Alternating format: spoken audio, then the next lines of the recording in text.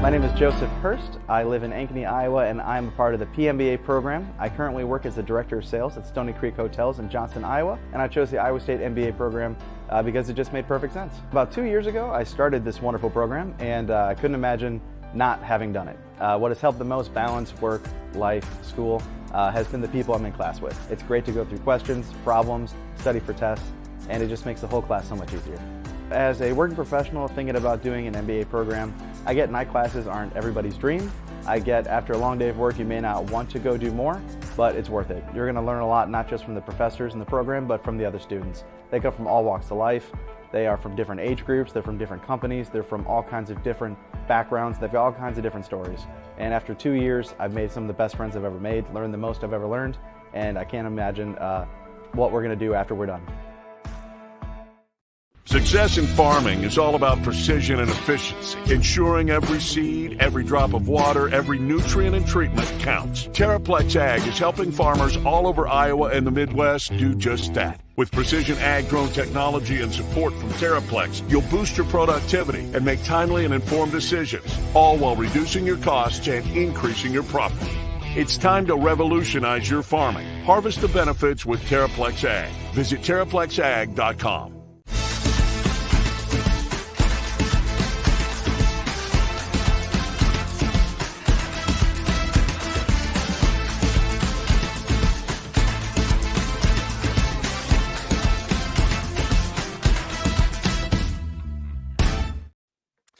Welcome to Williams and Blum.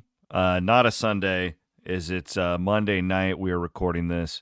Just been a lot going on, and thank you, Blum, for your patience. I am done traveling until April, unless it's going to be following the Cyclones. No more traveling for me. It is officially the season, and we are ready to roll. We are presented by our friends at Mechdyne, the Mechdyne Corporation. Check them out at mechdyne.com. Presented, as always, by the Wild Rose Casino Studios. That's where we are here, digitally at least. I'm feeling Sunday nights in season, you'll probably start coming back over, right? Doesn't it feel like that's a tradition that we can't really break? We got to do it, if only for the Yakety Sax. The Yakety Sax and the Cody Road. Correct. I mean, that's why. Honestly, like, I need to escape my house. I do by too. That point on Sundays. So yeah, and I need you here. Because you're like a buffer. We need you're to. Here. It's like, I got to go work. What do you mean you got to go work? I know what you're going to do. You're go on your podcast and drink some Cody Road. I'm like, that's work. Well, they pay us to do it, so right. It's work. That's right. It's work. I did ask our premium subscribers to give us some questions today for a mailbag episode, as I just feel like, is for what we know, there's just not a lot more meat to pick off the bone for this season. I feel like we've really accomplished a lot this offseason in the sense that we really didn't have any like drama, so we could talk about the teams more, which has not been a thing that we've experienced much of the last couple of years. There's been so much conference realignment. There's been the NIL thing from a couple of years ago that we had last year, or the gambling thing. And this year was really a pretty quiet off season from that. So we've talked about the team a lot, and I thought we should just ask some fans, what do they want to hear from us? So how you feeling about that? Let's dive in. The feedback was, hey, we haven't talked enough football, I guess, from some folks on the message board. You can't please anybody, but let's just get right to football today, Chris Will. I'm down with that, talking about football. So let's dive into this. Sigma Paulus says at least one Big 12 team will almost certainly make the college football playoff. Which Big 12 team would have the best chance of winning a game in the college football playoff, and how come? Well, I mean, I feel like Utah is probably the easy answer here. Well, there will be a Big 12 team in the playoff. Like, there's no debate there. The champion will get in and will get a bye, by the way. I think that's kind of been lost here. We're all figured this out together, but the top four conference winners, which is almost assuredly going to be those top four that are the Power Four now, will get not only their team in, but that team will get a bye. So it's even more advantageous to win your conference. Not that making the playoff isn't a big deal, but being able to get a bye in said playoff is an even bigger deal. I mean, isn't Utah the answer? Whittingham's been there forever. They're a very physical team. They have a senior quarterback who's really good. Kansas State, I could go either way. I could say that they're a gadget type team that's going to look different than a lot of teams in college football because of their quarterback. But I could also say that I think if you put like an at-large SEC team against that, it would be pretty easy to sniff out too.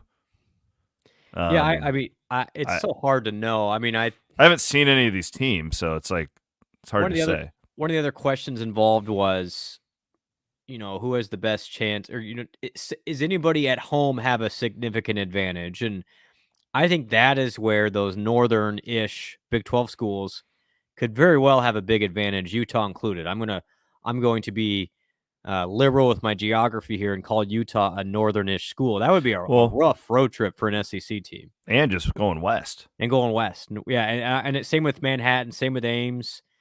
Those Texas schools not really as much of an advantage.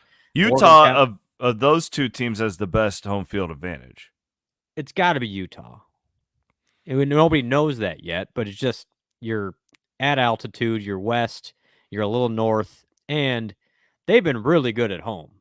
I think you start looking at that game Iowa State's going to play over there on November 23rd, and that is clearly going to be a very difficult game. In fact, the official line came out on one of the books yesterday, C-Dub, I saw, and that one's at 9. 9 points. I think we had it at 6 or 7 when we were doing. I think I guessed higher, so that would be more like where I was at. It's up at 9 now as released, but that K-State game also came out, and that was a straight-up pick-em. Okay. In Ames, so we were dead on that. But yeah, I think Utah is kind of my default answer for most known commodity. The Texas, the K-State conversation, to me, they have upside. Avery Johnson is kind of the biggest upside quarterback, but in my opinion, they got a lot of work to do on the offense and defensive lines, and they lost a bunch at both. I don't think that's as easy as that fan base may be thinking. But if you look at all the odds, it's K-State and Utah are the two answers there. Yeah, I would just I would say Utah because of they've got that. I think their home field is the best. But going west, and I think history, and they've beaten a lot of teams, and schematically, they're pretty good. They're not crazy different than anybody else, but they're physical and they just line up and beat teams. That's why I would go with them. You're starting to hear some buzz a little bit, and actually, Mahoney and Woody got Chris Felica on this week, which is awesome, and I'm pretty sure he will have a strong endorsement of our friends at UCF as a player. I've been saying that I thought that they were an over team. So his 2 picks, and I don't want to ruin the fun, but I think Felica is as good as it gets from a non-biased observer of college football who knows everything. I mean, it's one thing to have the SEC honks or the Big Ten honks who don't really pay attention. That guy pays attention to everything. Mm-hmm. Like, he is one of those rare, sharp, just great guy, great mind. And he has UCF and Iowa State as his 2 sharpest plays in the Big 12 as far as overs are concerned. So, well, I just feel like UCF is gonna take what I was saying about Kansas State. Kansas State's not gadget. That's not a fair way to describe Avery Johnson, but they're gonna run the ball a lot. And I don't think UCF could win a game in the playoff, but I do think that they're going to give some of these Big 12 teams who struggle with rush defense a problem. I'm starting to think that is just from the smart people I talk to are in on UCF. So something to keep an eye on. Are you counting me as one of the smart people you talk to? I mean, I'm Felica 1A and 1B, and you're like down in the 200s. But okay. I mean, at least I'm ranked. You're one of 200 people that I've heard that from. I'm glad that game is in Ames. I think that is a great spot for Iowa State there. Iowa State would probably be an underdog on the road in that game. It would be down there for sure. Yeah. Yep. All right. Let's go some more questions here. Thank our buddy Colin Newell on the way. Colin Newell committed. He will be coming back podcasting for us this year as well. You can buy your home, auto, all that great insurance coverage, life. They do everything at Farm Bureau Financial Services. Former Cyclone Colin Newell. That is Colin, 1L, Colin, Newell. Farm Bureau Financial Services. I'm excited about that show.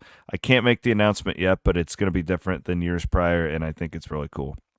All right. JSB, what's going to be the conference makeup of the playoffs? For example, 3 SEC teams, 2 Big Ten, 1 Big 12. Not necessarily what teams, but how many from each conference. I'm a firm believer the Big 12 will only have 1. I think they can sneak 2 in, but I don't think this is the year to do it, though, because I just think everybody's so even. Yes. No, I agree with that. I mean, you're going to have to get 2 in or 3, you're going to have to go undefeated in the non-conference. All right, like that is going to be if you're going to get an at-large berth, like we're going to use Iowa State in this example. That's what we care about. If Iowa State's going to get an at-large berth, it has to sweep the non-conference. No ifs, ands, or buts. Like you cannot make the playoff even in that top 12 by losing to Iowa, for example, because you will be judged based on that game. And Iowa State would then probably have to go 8-1 and then lose in the championship game. I think if Iowa State's at, 11-2 with the losses being 1 in conference and 1 in the championship game, you're going to be right on the edge. That's what it's going to take. Anybody that has any type of accumulation of 3 losses in the Big 12 is out. It's 2 losses or bust to be an at-large team. In fact, I would say that in general. If you're going to need in the Big 12 2 losses or less to be an at-large team. I think the SEC, that number's 3 losses or less. And same with the Big 10. I have a fear that you're going to get one of those Big 10 or SEC teams that goes 9-3, actually gets a break because it doesn't play in the championship game, and will get in the playoff because it doesn't play in their championship game. Here's what I think it'll be. Okay. I just mapped it out. How many teams do we get in the playoff? 12. I've got Notre Dame. Oh, you always forget about those guys. Look at their schedule. I don't want to. It's going to make me mad. Notre Dame, group of 5. ACC gets 1. Big 12 gets 1. SEC and Big 10 get 4. Or you could twist my arm and I would take 3 from the Big 10, and I could see a scenario where Clemson and Florida State get in this year. But I'm not in on Clemson. I think Dabo's toast. I think this is just too much for him in this era. But that would be my projection. I just follow the money, man. It is actually somewhat unfair that the Big Ten and the SEC is going to get a team in the playoff. There's no doubt. And I'm going to start the drumbeat of unfairness on August 19th. Each of those conferences will get probably 2 teams that did not play in a championship game in the playoff. Yeah. I think that there'll be a big advantage to not playing in the championship game for many of these teams. Right? I mean, the only advantage is you get that bye, though. What if in recent years, though, like you were Iowa, right? Like when they would get just shit stomped in those games. Great point. Like you're better off not showing what you don't have. On that end, how about this, C-Dub? Iowa's a good example because they have done this in the last couple of years. If Iowa goes 10-2 and loses to Ohio State, and I think Iowa State can beat them. I'm just we're playing hypotheticals here. Loses to Ohio State, and who else do they play? They play anybody else that's any good? I think they play one team in the top 25, which is Iowa. Yeah, is it just one? It's Iowa State, Ohio State are their 2 toughest games. My gosh. I mean, they have to play Wisconsin, and I think Nebraska will be okay, but they're not like... Hey, remind all your Iowa friends, Iowa State, I think, plays 4 or 5 top 25 teams on its schedule. Iowa has 1. So even with their new conference. But, yeah, I mean they could go... Because they get Washington and they get UCLA, who both have new coaches and stuff. Ugh. So, point is, they have to go like to Maryland, which could be tricky, but they're not good. So Iowa could go 10-2, 11-1, not play in the championship game for the Big Ten, and make the playoff. If Iowa's 11-1 or 10-2, they could. They could do that. Yeah. They live in a tree. Those guys live in a tree where nobody can touch them. I don't know, like the ACC feels like they have a better chance to get to than the Big 12. I agree because it's pretty top heavy there. Yeah, that's why. Like I could see a couple of those teams being like one loss, and this is a Big 12. I just feel like these teams are all so damn even. Yeah, but the one thing that I would like to reiterate is the top 4 conference champions get a bye, and so that is what is going to make, in my opinion, those games in late November extra interesting. Because let's say you're a Georgia and a Texas fighting, you're going to get in the playoff. Most likely by November 30th, both of those teams will know if it is going to be in the playoff, because if they're close, they're going to get the nod. Well, winning the championship would be extra helpful because you get a bye and then you get to host a game too. Mm-hmm. So I think it does add a little level of intrigue of keeping those championship games interesting. May as well call this our Whiffles Hybrids Big 12 segment. Shout out to our friends from Whiffles who came out to our party at Cody Road on Friday night. I said at Cody Road. It is on Cody Road at Mississippi River Distilling. We'll be at the Whiffles Hybrids grand opening for their new Ames location a week from Wednesday. We will be doing our Wednesday podcast live from that event at 5 o'clock. So mark your calendars for that. DGC says Kansas State has the second best odds of winning the Big 12. Texas has the second best odds of winning the SEC. Who would you root for in a potential playoff matchup? This is easy. I would root for Kansas State. I mean, I think you just got it. The Big 12 doing well in the playoff is only a good thing. As much as we don't have to root for the Big 12. You got to root for the Big 12. You just do, financially and at perception wise. It exactly. And I know nobody. Again, if I had my druthers, we've gone to battle with the K-State fans, but when it gets to that point, perception wise, financially, you need a team to, and that is honestly, C-Dub, I'm glad that conference champion gets that bye, because at least a team in the Big 12 will host a playoff game in the quarterfinals. So that's good. It's not like the NCAA tournament where oh, well, all the teams are gone by the Sweet 16. Like, you will have a team in the Elite 8. Yeah, that's good. We had an offensive line question here. Titan Clone, is the offensive line really drastically improved? Well, that's insinuating that we've said it is. So I already reject the premise of this question, but we'll go on. I have no doubt that it's better, but I am pessimistic until I see it come to fruition. I don't know. I don't know. I gotta see it too. I don't blame an Iowa State fan for being pessimistic. I like this Clanton guy a lot. Usually, really for me, Brent, it's going to be based on injuries. I mean, if this group, whatever group they come up with, stays healthy and they keep the two deep intact, I think that they'll be a lot better.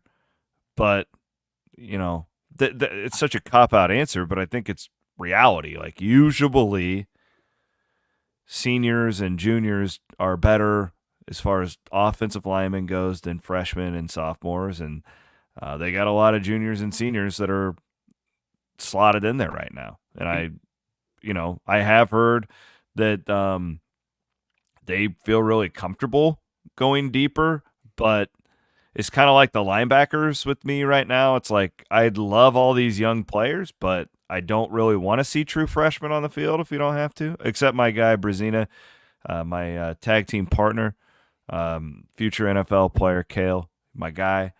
But no, I don't know. Like, I'm not in the, I don't think either of us have ever promised that this group is drastically improved. We don't know. I hope that they are. I think that they would, at best, will be moderately improved. Well, just setting the bar at a realistic pace. Drastically improved means, how do you define that? I don't know if it will be drastically improved. They need to get moderately better. And Iowa State returns everybody from that line that played. So logically, yes, you are going to be better. I let the record reflect. I don't think either of us have ever said Iowa State's going to be drastically better on the offensive line. I don't think we said that either. My guy Dan tagged me in a tweet today and said, "Oh, the way Williams and Blum were talking about the offensive line, I'm expecting 11-1." I'm like, I don't. If we gave off that impression, then maybe I'm not good at sending signals. I don't know. To answer the question, I don't know. Iowa State is going to be better on the offensive line. I will safely say that. Because or the guys got worse. Like that's like you can't. It's one or the other. Yeah. And Iowa State added pieces on an offensive line and returned any useful piece it had from a year ago. So logically, Iowa State will be better. I agree with you. The two positions I'm most curious about, and we really won't know, honestly, probably till the second week, is offensive line and linebacker. And we'll find out. We'll find out with the rest of y'all. I just don't know how else to say drastically better. I'm a big believer in Jalen Travis. I think that guy's really good. I think the young guy Brendan Black was a nice piece. He's going to get better. He plays a true freshman. He's going to make a leap. Hufford moving to center, I think, is a good move. James Neal got better as the year went on. You would assume he would get better in the offseason. And even a guy like Dylan Barrett, who Iowa State brought in from Wisconsin, can play 3 different positions and play him okay. Like that is an addition that you didn't have. Hester. Yep, and Hastert, if he stays, excuse me. If he stays healthy, and that is again another question mark. Yeah, and that's a deal. It's like I don't want to rely on him though because he's coming off a bad knee injury. Yeah. It's like and that's where like we could be proven. The offensive line is, like you said to start it, is very much dictated by injuries, and we do know Iowa State has one season-ending injury that the coaching staff has confirmed, and that is in Daniel Jackson. We haven't heard really about anything else. And so, but you can rest assured somebody on the offensive line is going to get hurt at some point. Mm-hmm. And you just hope that, it's at the right time and you have the depth. And that's why you brought in multiple guys and you got those young guys that are getting older is to weather that storm. And when Clanton is the one who said, we feel like we've got guys that can fill the position and you're going to need them at some point. So yeah, to be determined. Just want to do this because it's my opportunity to bring up Mike Leach in the show. It's like if you're watching on YouTube, look at art for the pirate. Podcast. I got Mike Leach in a pirate outfit. I'll be hanging up here behind my desk before too long. Speaking of frames, you got to mention our guy that sent us the record, the Boots Randolph. I got that too. Hold on. Yakety Sack. So we're at the Mississippi River event, and this kind gentleman who also served our country in both Iraq and Afghanistan, so thank you for your service, sir, comes up and he said, I think you guys would value this more than me. And it turns out it's Boots Randolph, a legit record of Yakety Sacks. That's going to be in a frame. I already ordered the frame. And then you also got the Johnny or Jim Walden thing, too. This is a Butte right here. Look at this. If you're watching on YouTube. Look at those massive poker cards. It's just awesome, man. You guys are the best. Fanatics are the listeners. Best. Yeah. No, the reason I was going to bring up Leach is because the one area of faith where I think I have a little more faith in the offensive line this year, early on at least, is just I think the play calling will be way more wide open. They were so stubborn in the first 3 games last year, and I don't think that one that I know the new OC won't be that way, but I also think Matt kind of got that out of him. Great point. Now, I would also watch the bowl game back and be like, what in the hell are you doing? But they finally opened it up. My hope is that they go out against Iowa and just throw the ball 50 times. That is my hope.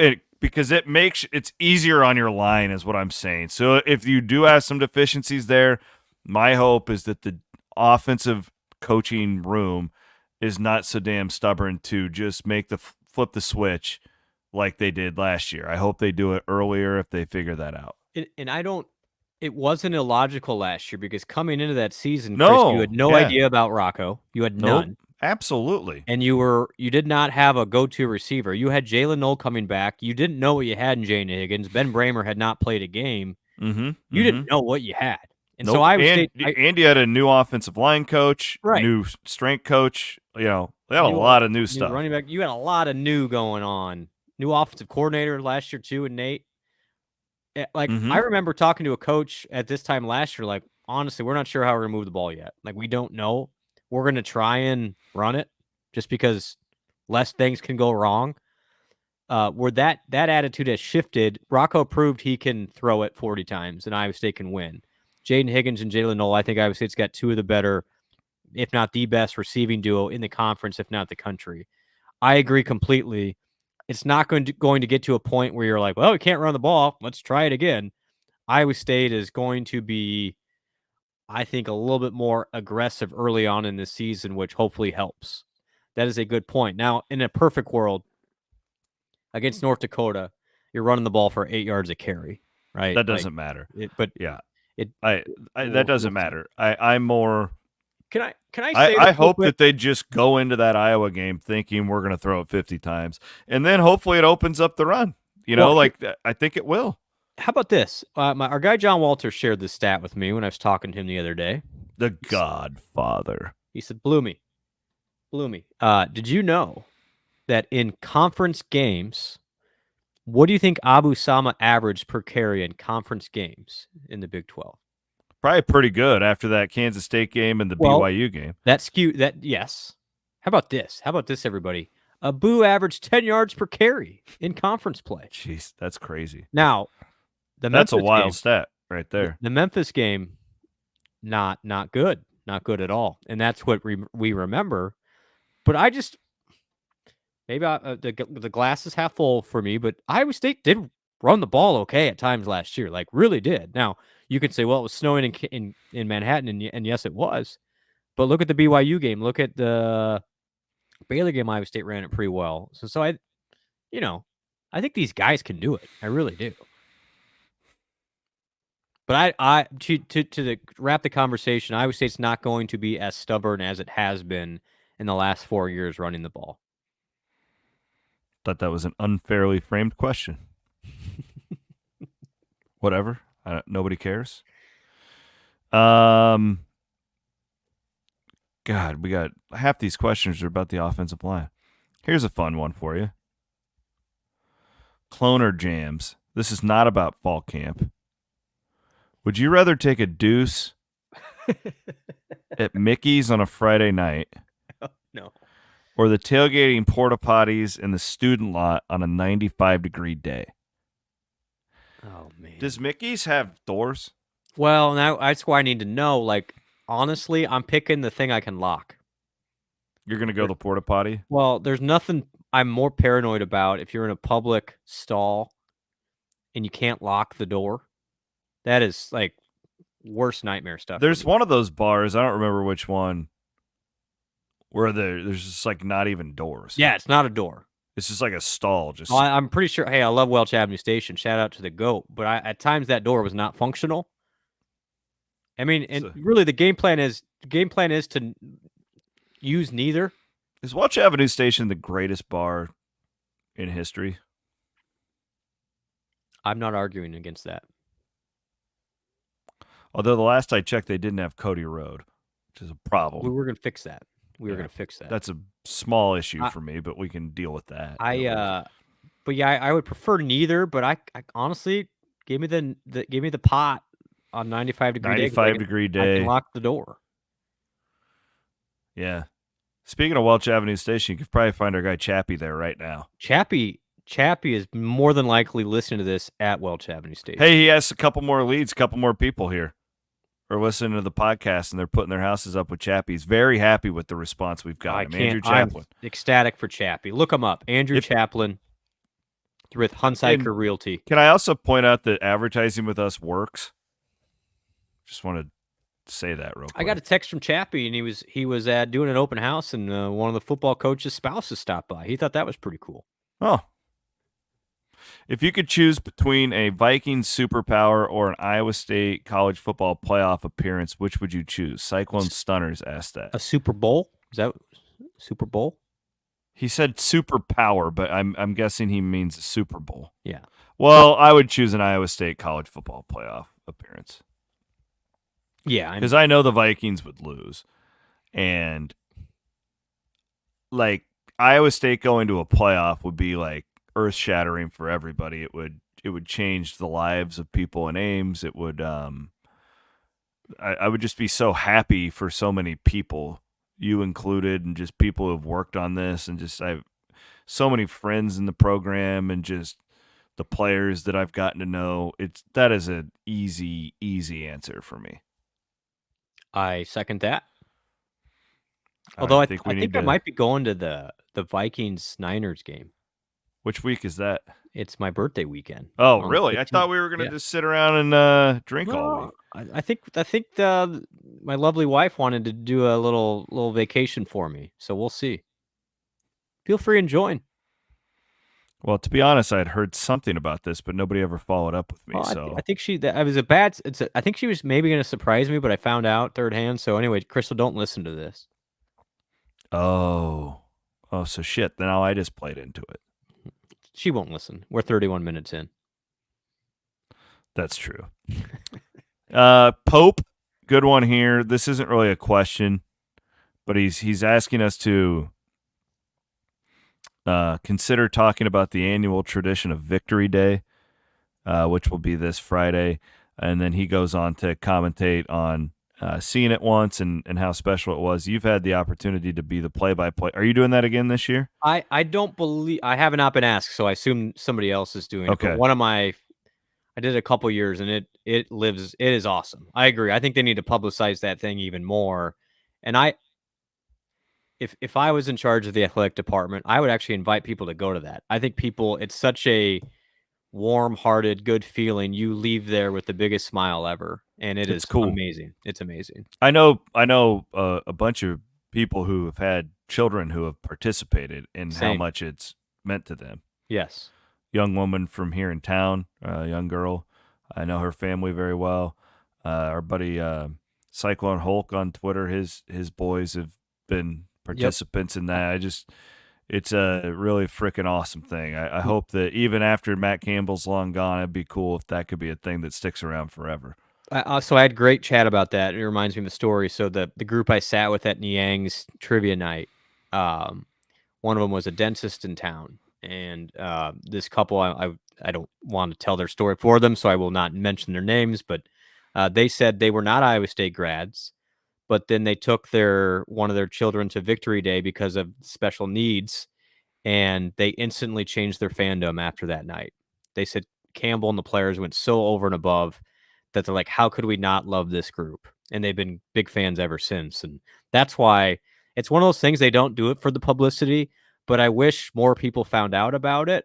Yeah. And I think it would get a lot of great traction, but they're not doing it for that. Like they're not doing it for the features. They're doing it because it has great impact and it's meaningful.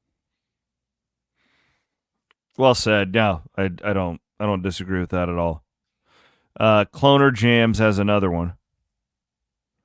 If you could buy one stock and one freshman on each side of the ball, which would it be? I think we should come together and make our all Williams and Blum team here. Because you know the freshman and you know them better than me. So let's go true freshman. Yeah. I'd like to nominate my tag team partner, Kale Brazina. I'm going to give you that first draft pick. I think it's a great first pick. That's a great first pick. Like he's nominated. You know, we'll see if anybody else jumps into that. But like, I'm trying to think of anybody else on defense. The other one on the other side,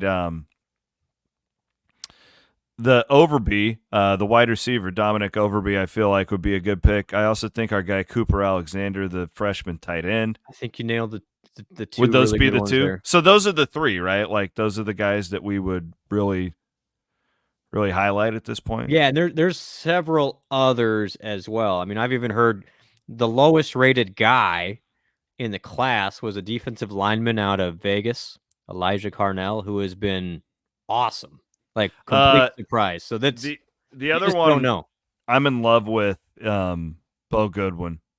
Yes, he has popped for sure. I texted Tyson Veit after he signed because he was a late one, right? Yes. Yeah. And I had seen him. I don't know how or why I'd seen him. His high school was playing against one of my friends that coaches, and I watched, and I was like, holy shit, that kid. Because he was one of those late tape guys that they liked his senior tape, and yep. I could see him being a pretty impactful dude down the road. So I'm going to give you a name that was, I believe, a preferred walk-on. Okay. But just keep an eye out in his Iowa State career. So this is like a deep, deep cut for you. All right. He's a local kid, and he went very under-recruited, but I think he's going to be really good. Carson Robbins out of Southeast Polk. Okay. So played with Moberly and Sama there, and I think he will impact Iowa State, if not this year, then down the road. I also think that we're kind of glossing over Moberly just because he's not going to play this year. But I mean, that's how do you leave him off? You know me, I've been in love with him since I saw him play when I was watching Sama. He has lived up to the billing. They are thrilled. So, and you forget because he got here in January that he's got to be a sophomore by now. No, he is only a true freshman. That's another great pick. Yeah, I would say this group as a whole, there are some players in here that even if they didn't have the stars, they got on campus and they were ready to go. And we hit on a couple of them for sure.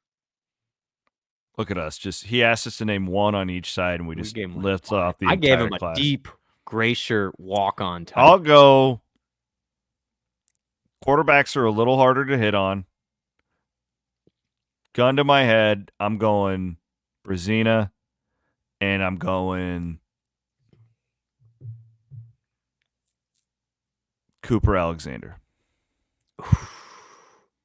But I know they love Overby too. So another receiver for you, Brett Eskelden. I heard that name the other day.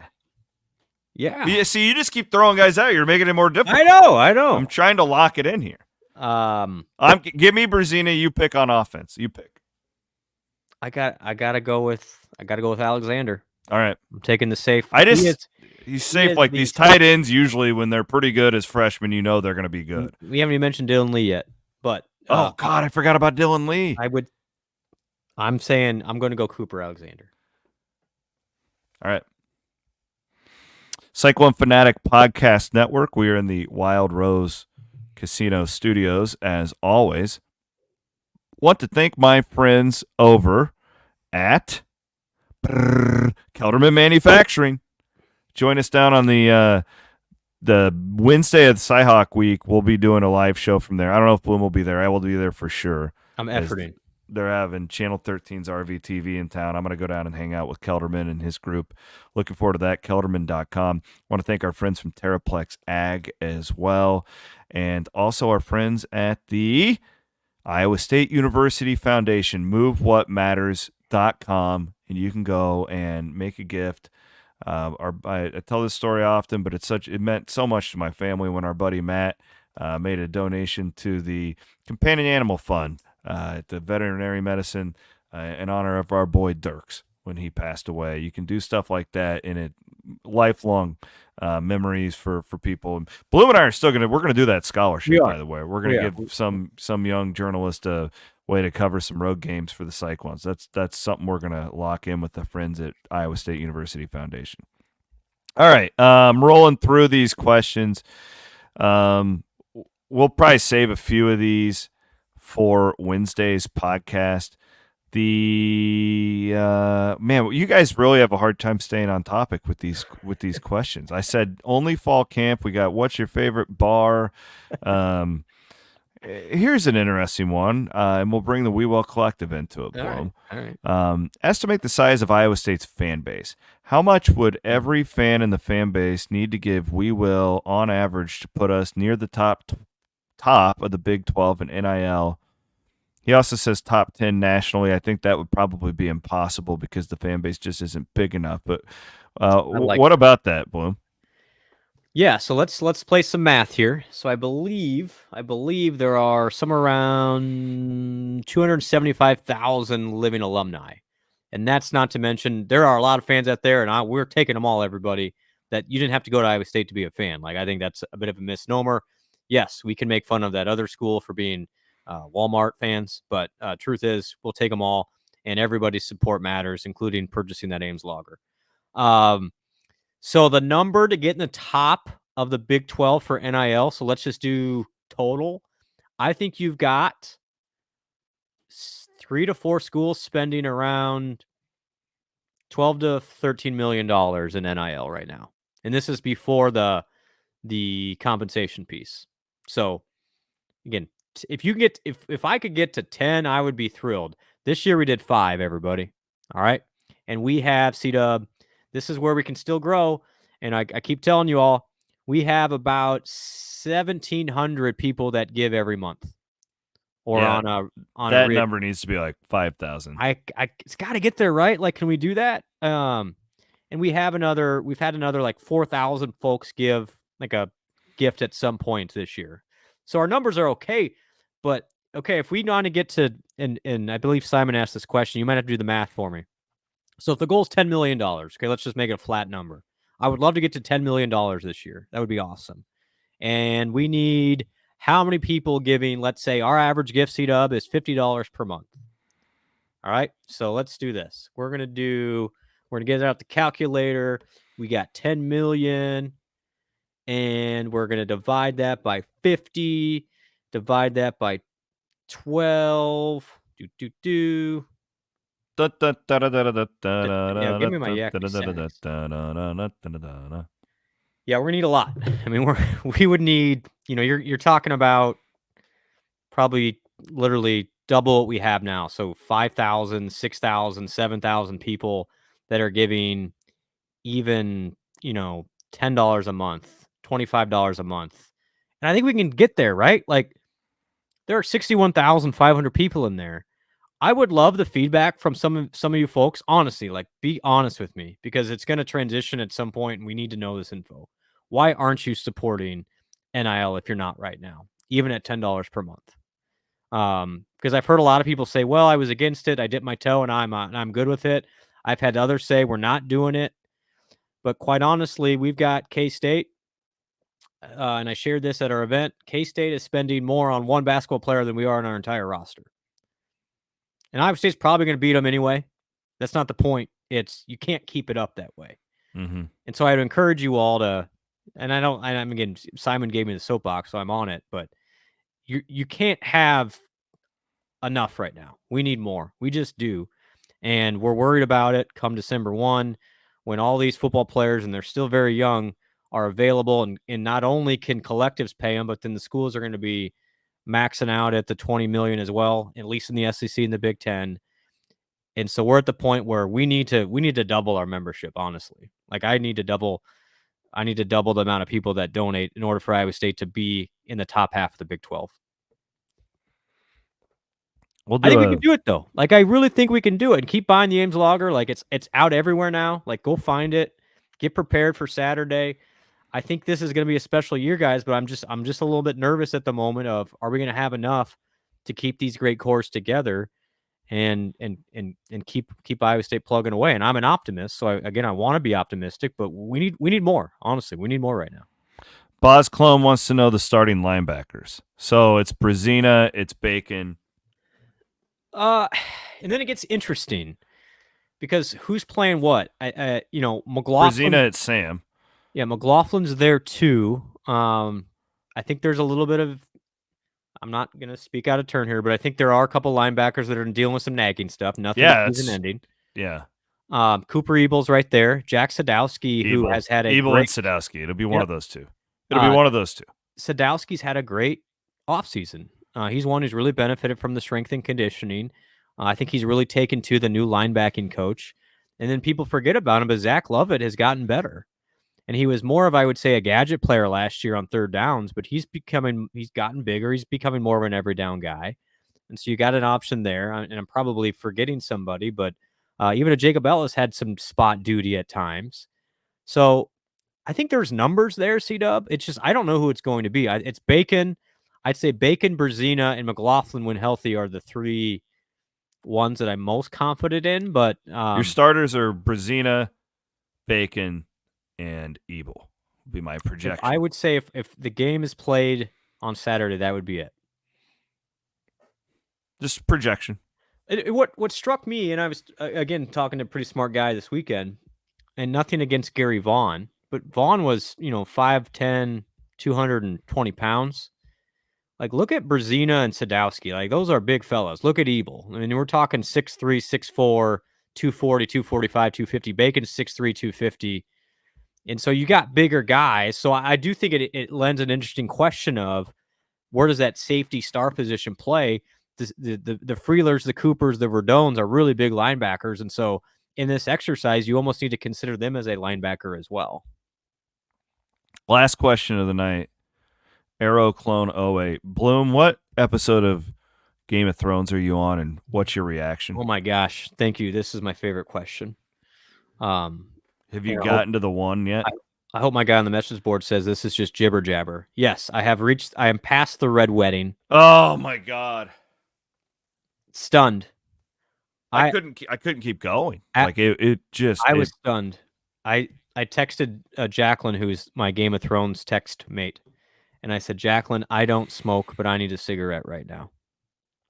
Like, it was that dramatic. But no, I'm on episode 9 of season 4. So King Joffrey, I want to call him King Joffrey because of President Joffrey is dead. Hey, spoilers here. Well, I mean, it's only been 8 years. And so we're still dealing with the Sansa Stark Littlefinger drama at the moment. I can't decide, C-Dub, if I like the dragon lady or not. Like, I like her. I think I do, but I like her a lot. Yeah. Fascinating though how she gets kidnapped and then, falls in love, and then her arc is just incredible. Like, I'm all in though. Thank you for the question. I can't wait to talk to everybody about this at Tailgate. I am locked in on this pirate show. I have been. The what now? You got to watch it next. It's on Netflix. It's called The Black Sails. It was a Stars. It's very Game of Thrones-ish, but it's loosely based on the reality of like the Pirates of the Caribbean. Like, it's freaking awesome. I promise you would like it. It's politics. There's a lot of nudity. Like it's got everything we want. Action, blood. It's great. So, you know what I haven't watched yet, but I want to. I've had a lot of smart people tell me I need to watch this, is The Bear. You watch The Bear? It's not about Chris Felica. In fact, no, I never even heard of it. It's not about a bear at all. It's about a chef. Huh. Amazing reviews. So there's your feedback for the day. Okay. Game of Thrones. Still watching it. I'm gonna go bang one out right now. Another episode here. Go get after it. All right, he's Brent Blum. We'll be back on Wednesday pod coming up, and then we will be in our regular game week schedule as week 0 is coming up. Maybe we could do some guests of point spreads, yakety sacks on Wednesday. Hey, I know we had feedback on that. It's not going anywhere. Like, if you guys don't like it, then tough. Go listen to another Iowa State podcast. No, it's fine. This is a pro Sax show. Yeah, we're yakety sacks people. We want to thank our friends at Mechdyne, enabling discovery. We are signing off from the Wild Rose Casino Studios. Have a great week. We'll be back on Wednesday.